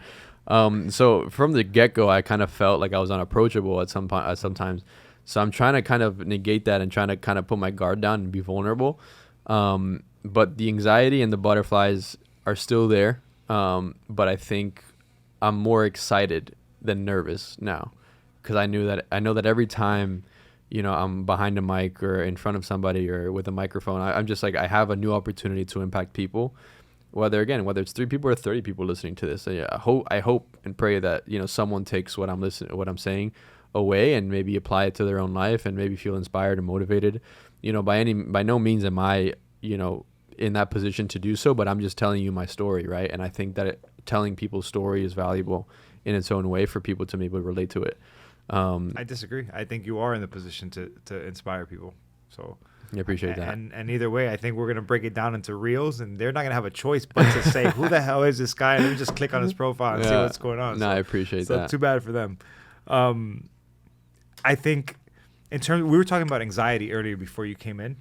And what people think is that if you avoid these situations that make you anxious, that make you uncomfortable, that is a sense of comfort, right? You draw a sense of comfort. But the problem is that a lot of times in your life, you retreat to those spaces of comfort, but then eventually you're going to have to face something that's going to make you anxious. Yeah. And the more you avoid all these uncomfortable situations, the more you're going to become fearful of not only that situation, but all situations around you. Yeah. So it's so important for human beings as a whole to put yourself in positions where you are uncomfortable, where although you are anxious, you still step into that scenario and just sit with it.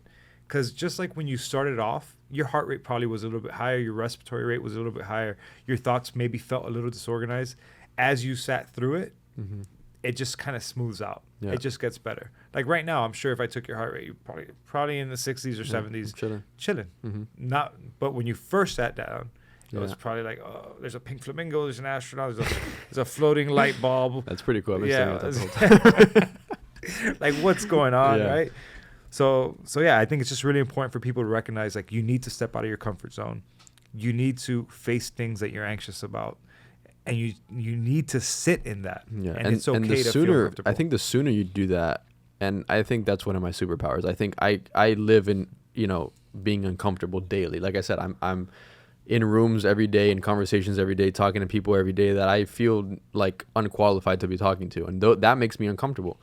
But I think, I kind of, approach those situations head on, because eventually if I get uncomfortable or comfortable enough with the uncomfortable, it becomes in a way comfortable. And I know that sounds cliche, get comfortable with the uncomfortable. I'm sure everyone and their mom is saying that, but it's the truth, and one of my mentors told me that I'll never forget. He's like, this was probably like 2-3 years ago. He's like, your resume is pretty impressive right now. You're 19 years old. You've done this, this, and this. Like, it's pretty impressive. But like, where's it going to be at 23? Where's it going to be at 25? Right? Are you going to cap yourself off? Are you going to stop? Or, because right now, all your friends, all your buddies are going to pool parties, they're going to clubs, they're doing everything they can to just have fun, and you're doing what you can. But eventually, those guys are going to become CPAs. Those guys are going to become entrepreneurs. They're going to become CEOs too. What are you going to continue to do now to get to that next level, to make sure you stay ahead of the curve? Yeah. And that's always stuck with me. And I'm every single day, like I had mentioned before, I just want to be 1% better. And if it means sitting down and have a conversation with someone, or having a podcast with someone else, or reaching out to this person that is way above my pay grade, like doing those little intangibles that you don't even really think about but still make you uncomfortable, I think pays such a big dividend to you, because it's every day you learn and every day you grow. And eventually you're going to become 38 years old and you're more than comfortable being in front of a microphone, right? You're more than comfortable talking to patients and talking to clients about what they have going on, and you no longer feel unqualified. You feel like you're well equipped to do what you got to do. Yeah, definitely. Yeah, I remember when I started as a professor at UM, oh my God, those first lectures were brutal. Yeah, they were brutal. I felt completely uncomfortable. Imposter syndrome was at an all-time high.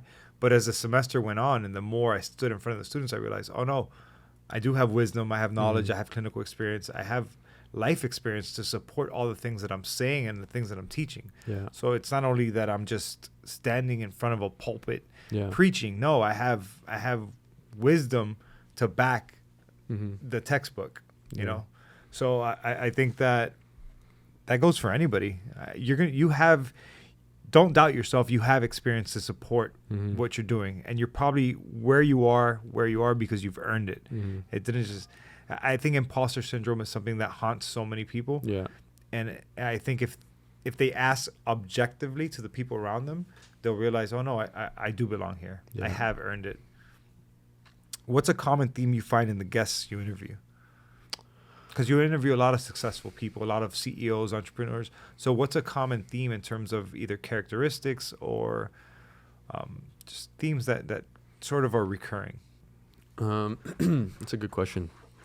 I think a common theme that I've noticed is, I mean, one, they're game changers in the space that they're in, right? I think, one guest comes to mind, and his name is Matt Bojo. You should definitely get him on if you have the chance. He's out in Sacramento, but he has a school, if I'm not mistaken. I don't want to butcher it. I think it's called Acton Academy or something like that. And it's basically a school for, and this is quite controversial for a lot of people, but it's a school that hosts kids and gives them, the basic training that they need, but also non-traditional education in the sense that they can explore and, learn more about what they're passionate about and put them in environments and situations that they can now, identify what they like and love. And I know, I want to meet him already. Yeah. This is what I want to do. So it's not, and the way he explained it to me was that, it's almost like you have a fish, a zebra, and a giraffe that all have to take the same physical exam, but they all have different physical capabilities, right? And I say physical just because it's like the best example to give you, but that's basically the way we interact as humans, that we all have different capabilities, we have different talents, different skills. But if we're all constantly be putting through the same exact traditional, curriculum, not that you don't need math, science, and English and all that, like you need the basics. But once you get to a certain age, I think you need to be exposed to different things and be given different opportunities to expose your talents and to expose your skills. Because I know people that are graduating from college now, they've been through such a traditional route that they have no idea what they're even good at or what they even like. And I give you that example. They've probably squandered all of their talents. They squander everything, or they say, hey, yeah, I love gaming, but my dad said I can't game because it doesn't make any money. Meanwhile, people are making hundreds of thousands on Twitch and they're crushing it, you know? So I think that... Hashtag Gary V. Yeah.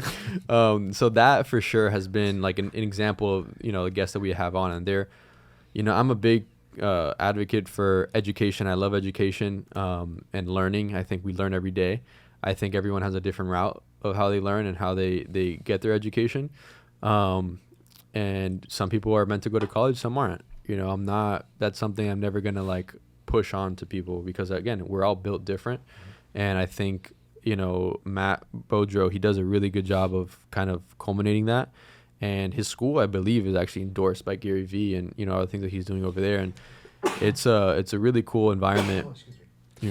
To be a part of. And that's what I mean by being like a game changer. Like that's something that I've never heard of. I definitely want my kids to be a part of one day.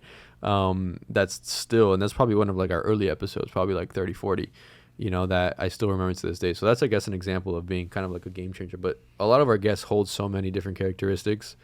Humility, I think, is a big one. A lot of the people that we talk to, they have every right in the world to be, completely arrogant because they have all the money, they have all the experience, they have all the connections, they have everything and some, fill in the blank, but they still choose to be humble and they still choose to kind of bring themselves down to where they are and acknowledge who they're talking to and truly just give value and not have that, sales approach, right? So I think humility is also a huge one. Awesome, man. How do you feel about the relationship that you have with social media? Because obviously a lot of us are sucked in, we're trapped, we're addicted, unconsciously you open your phone and you go straight to Instagram. Yeah, I think social media is a gift and a curse at the same time.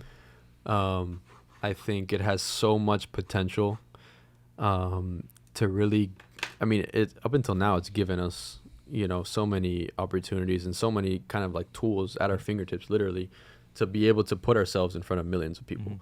I think if you have a healthy relationship with social media, and I would like to think I have a healthy, relationship with social media. I don't tend to wander off for too long.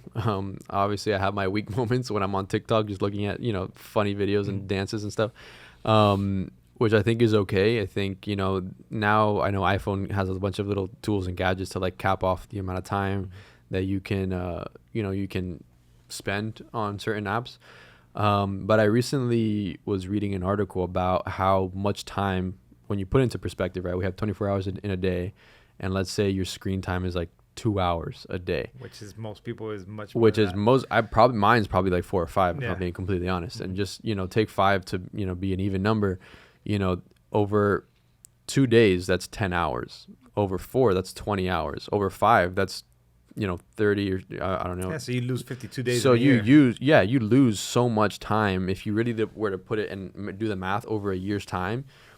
You don't really have 365 days anymore. Taking into account that everyone gets 7 to 8 hours of sleep that they should, that's already 160 something days, if I'm not mistaken. I remember I did the math once and it was something like this, and 365 divided, minus 166 and minus 52. minus 52. Yeah. Think about the amount of time that you actually have.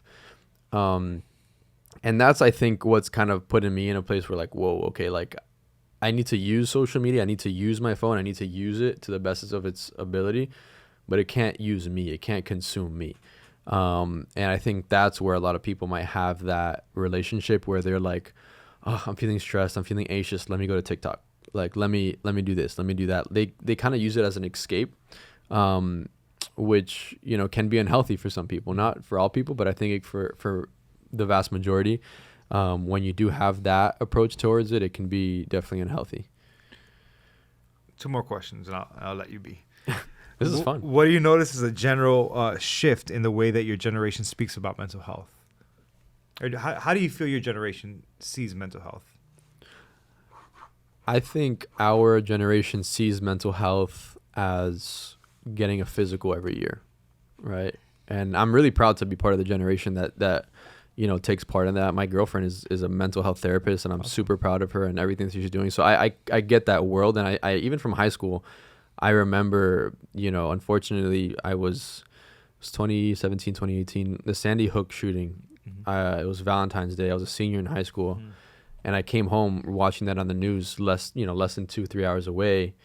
And I'm like, those are kids just like me, right? And I don't want to associate just mass shootings with mental health, because there's so many other things that take part into mental health. But that's just a good example, especially with the circumstances that we've been facing the last few weeks, that I just saw the suffer, even from the kids in my school, for myself, for my classmates. And I remember we put together some sort of campaign or some sort of like parade or walk around our high school campus that we were like mental health, obviously gun control, that's a whole other, situation within itself, but mental health specifically, because there were so many kids that at least experienced that and witnessed what had happened. And they were, taken aback. They couldn't even imagine to see their friend on the floor unconscious with blood all over them, and those are things that we take, onto our life for years to come. And not that, the things that have happened is what has put us in a position to do that and to focus on mental health. I think mental health has definitely, earned its way into, again, being just as important as going to the dentist or the eye doctor every year. Like, people don't prioritize it. And I think our generation is really starting to focus on it. And, a couple of years ago when someone said, hey, I'm going to see a therapist, it was kind of frowned upon or kind of, had a stigma around it. Whereas now it's almost applauded. At least I applaud it. And I also want to say that it's not, you don't need to be, depressed, or you don't need to be facing anxiety to go see a therapist. I think, it's healthy for you to go see someone just to talk about them, just to talk about what's going on, what you're facing right now, what you're going on with work and your relationships. I think that's a healthy relationship to have. Maybe even the way that you're framing the world around you. Maybe maybe somebody points out certain things, like the way that your perspective is on a certain scenario, maybe on relationships, maybe on finances, even where it's very fear driven, and you have to realize, oh wait, where does this come from? And even exploring that, not because it's damaging to you at all at that point in time in your life, but it's important to explore it and say, well, maybe I am I looking at this wrong, or let me just get another perspective, and let me get somebody to challenge me a little bit. Exactly. Yeah, and I think especially in the space that we're both in as business people, as entrepreneurs, burnout is a real thing. And I've experienced it on different levels, not to the extent that other people have. A coworker of mine, she was dealt a pretty bad hand a couple months ago because of burnout. She was juggling 2 or 3 different, jobs and positions, and kind of being the backbone of all 3. She was faced with a lot of pressure, and she broke down. I think she was diagnosed with vertigo. She, couldn't stand up without her head spinning. She lost her hearing. She lost so many, I guess, like physical, capabilities, that really showed that even though we're talking about mental health, if you don't take care of your mental health, eventually it'll take over your whole body. Yeah, it'll impact your physical exactly health. Sure. It'll impact your physical health. And I think if you don't stop, and this is almost talking to myself and other entrepreneurs out there, because we live in this hustle culture, that if you don't stop, something will stop you. And I really take pride in just taking a break, again, taking a mental health day, taking a beach day, whatever it is. Like, make sure that you're okay, because without you being okay, your organization isn't okay, right? Without, you okay, your family isn't okay. And I think that's something that our generation is really trying to, remove the stigma from mental health, and seeing a therapist and doing all that and making it normal. And I'm really proud to be, friends with people, dating someone that is making that change, and, seeing people like you to really, pioneer that space. And making it like a cool, fun way. Like, look around, we got a pink flamingo like floating around here. We got lights, like, like I think 5-10 years ago, therapists, you would walk into like this dainty, bloomy room. Oh, people are frowning at me for sure. And there's people in my field who are, I am sure, critical of what we're doing, what we're putting on social media. And I'm okay with it. I'm not worried about them. You have to. And it goes back to what we were talking about a couple minutes ago. Is just, we can't let other people dictate us and our future and the way we conduct our business, right? And I applaud you for taking the approach that you've been taking, in an industry like this, because it's very easy for people to just take the traditional approach and let me just, cross on my, T's and dot on my I's. So I, and looked at in a certain way. But no, you're bringing life into an industry that has been lacking it for so long. Yeah. That pharmaceutical rep walked in a little while ago. I greeted him at the door, and then I followed him into the room because I had a meeting scheduled with him. Yeah.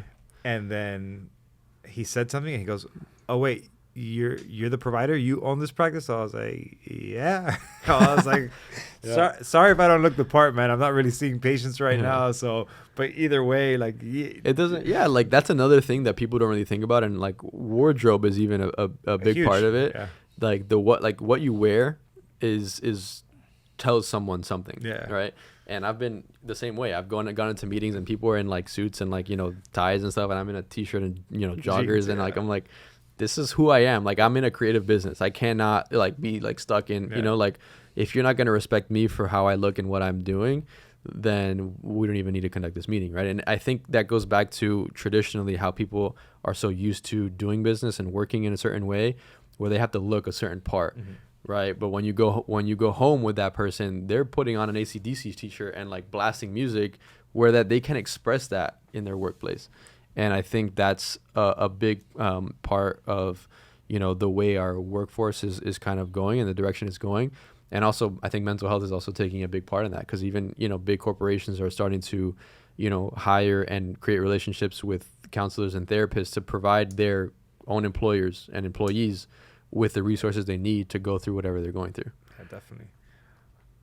I was gonna say something. You mentioned the school shootings, and I kind of can't drop that ball just because this is the first time that anybody's ever mentioned the shooting. So I just wanted to, I guess, give my 2 cents to whoever's listening. The first time that I saw a shooting was Columbine. Wow. And I think I was in 9th or 10th grade. I don't even remember. But I remember sitting in class and the teacher literally put on the news and I'm watching kids jump out of a window as they escape. And I didn't realize it then, but that was the beginning. that was the very beginning of school shootings, as far as I remember. And what we really need to do is look as a society at our responsibility in this, right? It's really easy to point the finger at these kids. Oh, they're troubled kids. Oh, they're sick and they're mentally ill. And okay, I agree. And I think that they definitely, I hope justice prevails to the kids that are still alive. But we need to understand as a society to say, what is our role and what is our responsibility in this, right? Where are we dropping the ball? Why are these kids being marginalized to the point where they are committing these egregious acts and murdering people? And so I don't know, man. I don't know. I know that we're failing in some way, and I want to say it's a fail, whether it trickles down from lack of so it's not. This is not about gun control. No. This is not about more security in schools. This is more so about the resources and where we're allocating these resources. Number one, let's start with teachers not being paid enough. So they're probably turning a blind eye to a kid who is like, oh, that kid's acting a little off, but whatever. I don't have time to deal with their personal problems, right? Or where there's a ton of funds that are going into the schools themselves, so we're not offering kids mental health services. There's kids that are being abused and kids that are being neglected, and they're going through the school system, and teachers are spending more time with them than anybody else. But they have nowhere to go to seek additional care, to seek additional resources. And so I feel like there's so many, I guess, breaks in the chain that we're dropping the ball. And it's really easy to point the finger at one kid and say he was troubled and he was sick and how fucked up was it that he did this or she did this. But man, we really got to look at ourselves and say, what are we doing as a society, as a community, to prevent these actions from happening? And if we don't take responsibility, it's going to keep happening. It's going to keep on happening. Because now, after that shooting happened, I think by the following Friday, there was 9 additional school shootings. What is going on? It's bizarre to me. So anyhow, and I'm not going to end the podcast on that note, because that's a podcast in itself. I had a forensic psychologist on yesterday. Oh, wow. Which was so crazy. Like, we were talking about the prison system and how that system is broken and fragmented, and how it's supposed to be rehabilitative, but it's not.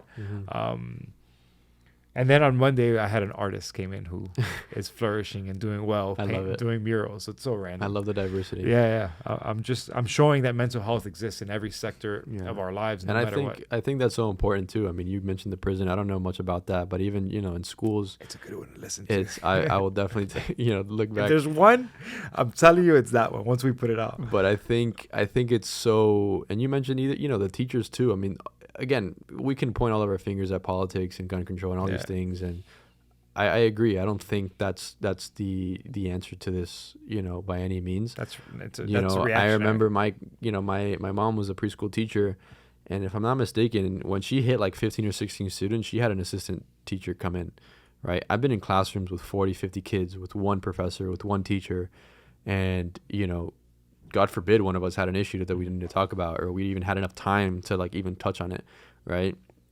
And the school systems are just they're lacking the resources, in other words, to be able to put, and it's not the security resources. It's not no, the answer is arm the teachers. Exactly, yeah. It's not putting guns in classrooms, because I don't think that's gonna equate to anything, if not worse than the problem that we already have. But I think us as humans, going back to the conversation we just had, being genuine, being having empathy, being humble, being dropping your ego at the door, being vulnerable. Hey, look, this is what I'm going through. Like, can you help me? Like, I don't know what to do with this. Like, I have all these emotions. How do we teach that, right? I think we have to show it first. I think, just like you asked me how, do I go about, employing Gen Z? I think it starts from the top. And, again, I'm not a parent, but I think it starts with parents. I think it starts with parenting them. I think it starts with you setting the example. Hey, kid, this is what I'm going through. Obviously, at the appropriate age, you bring them in and you be like, hey, these are the resources that you have. If you're feeling any type of way, like, this is what I'm doing. Maybe go to therapy with them. maybe don't just throw them in a session and intimidate them with someone. But I think setting that example, and I think setting the example in organizations like being the principal and hosting different seminars for mental health and conferences, and bringing in the professionals that can actually speak on the problem instead of trying to put a cap on it and waiting for it to explode again. I think that's the answer to a question, and we're gonna figure out, hopefully, I hope to be part of the solution, and I know you will be too, with all the things that you're doing. But that's just like one branch of a tree that has so many other things coming out of it, and I think, again, it starts at the top. It starts with our teachers, it starts with our professors, our principals, our, directors, our parents, the mentors, the people that we look up to. We're only reciprocating what they show.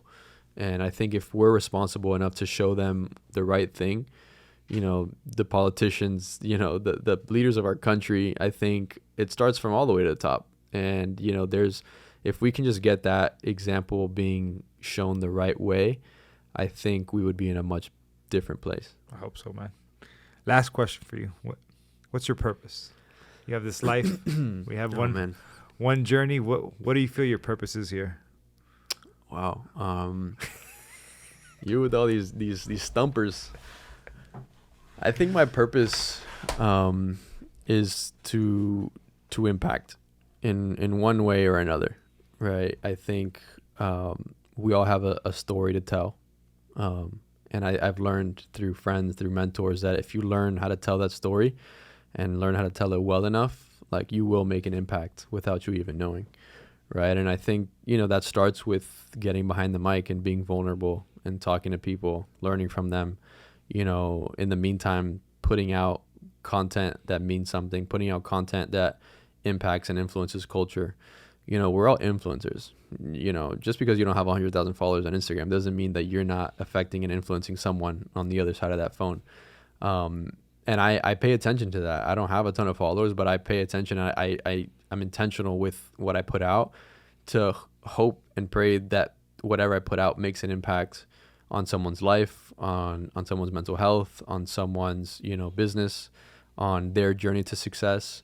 I never want to make it to a mountaintop and be alone. I want to be able to bring people up with me. And I think that's, the legacy that I'd like to leave behind. And, long after I'm gone, I want to be able to show and have people say, yeah, he made a difference. Not that he made X, Y, Z, he made this much money or he did this many, pieces. No, I want to, how did I make you feel? Did I change your perspective on something? Did I change the way you look at something? And if that's the case, then I'm happy. And obviously I want to have fun along the way. I think life is too short to not enjoy what you're doing and have fun. So that's kind of what I would say my purpose is as of now. I think awesome. for now, and in the future, I think, like I mentioned before, I think our passions evolve and our interests evolve. But as of right now, 2022, at 22 years old, my passion and my, pursuit, my purpose is to hope to make an impact on people's lives. Yeah, I mean, honestly, I think you're already making an impact. It's funny. I often write, see you at the top, and you said something about being at the mountaintop and then having other people with you. And recently somebody was like, oh, see you at the top. Like, he was offended by it. And I was like, wait, see you at the top means like we're both going to get there. You might beat me to it. Yeah. Like, I want to encourage you to get there. Mm-hmm. And so it's interesting that you said that you just want to get to the top and have people there with you. Because I agree with you 100%. This is not a competition. I'm not trying to beat you at anything. I hope you succeed, and I'm going to try to succeed on my own too. And that's it. Yeah. There's two ways to get the tallest, building in the city. You can either build the tallest one or you can find the tallest one and knock it down. And I don't want to be the one to knock someone else down just to get, my place in the world. I want to be able to build them up and hey, if you get there before I do and you stay there, I'm going to be the first one to cheer you on. And if I get there too, I want to be able to bring you along for the ride and do that with you. I'm with you 100%. Gabe, where can people find you? So you can find me on social media, Instagram, Gabriel_Russo, Russo. I'm also on LinkedIn. If you want to search me, just put my name. Kind of getting into the TikTok game a little bit. I need to do the same. Kind of exploring with that. The podcast, you can definitely find us at the Mindset Podcast. On YouTube, the Mindset Podcast, Apple Podcast, Spotify. We're on all the major, things were going, on platforms. Awesome, So well, thank you for coming in. no, thank Appreciate you, it. man. This was Anthony, a lot we're of coming fun. for you next. Don't worry. He's coming. Yeah. Hey, Awesome, thanks man. a lot. I appreciate it. It was a Appreciate lot it, of bro. fun. Thanks, man. Thank you.